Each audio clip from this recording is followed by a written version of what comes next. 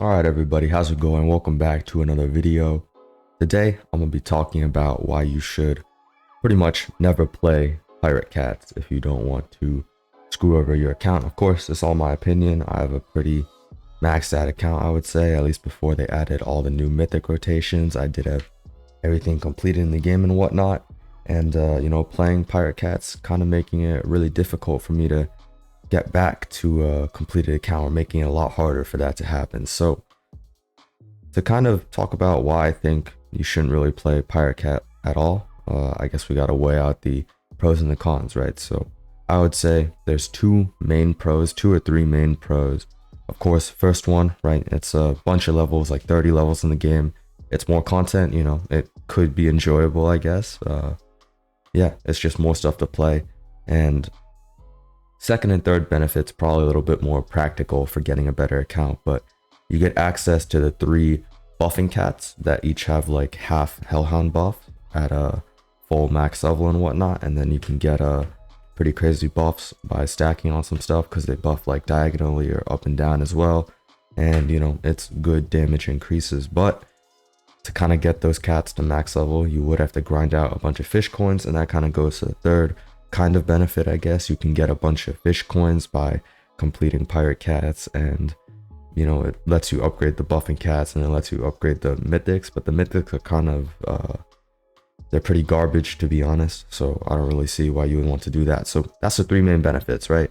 Main benefit I'm going to focus on is just having the three buffing cats at max level to increase damage by a lot, right? It lets you complete more endgame levels like JR Nightmare, or maybe like Cosmic Tower, or some of the elementals a little bit easier, right? So that's kind of the benefit that we're going to focus on from Pirate Cats, But now, what are the downside of playing Pirate Cats? Well, biggest downside I think is going to be that, especially if you get all 9 cats, those cats are counted as in like being part of the mythic roll pool, right? So that means when you're rolling for mythics now, you can also get those cats from mythic rolling, which of course, if you're adding units to that pool, you're decreasing the chance of you getting mythics, and it makes it a lot harder to roll for mythics. I mean, for me personally, I don't really know the specific percentage chance decrease. I did remember it was kind of significant, but the change I noticed was that I would spend a bunch of time re-rolling and I wouldn't be able to get the mythic I wanted. So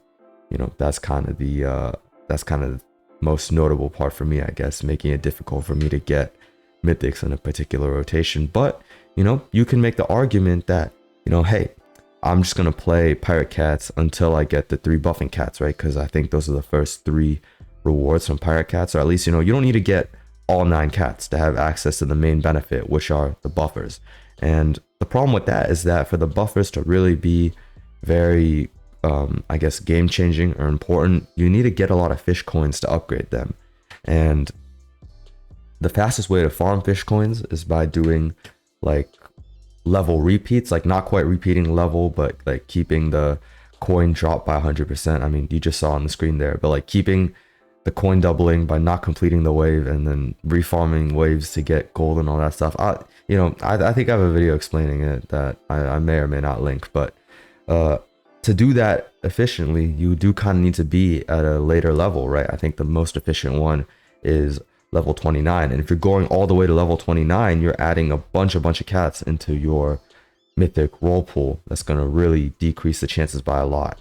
And so now it just comes to a situation where, does the benefit of having the buffing cats outweigh the decreased decreased mythic roll chances? And as for me, it really isn't, because in my opinion, or I guess not even my opinion, but to complete all the levels in the game, you don't need the buffing cats, right? If you have a good account, and if you kind of wait kind of patiently to get your Hellhound, to go through a bunch of mythic rotations, you're going to get setups that are more than powerful enough to clear everything in the game that don't need the cats at all, right? The cats are almost like this midway budget buff, right? And I guess there is one other cat that I didn't mention.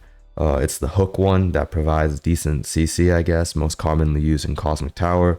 But to be honest with you, really, you don't need them.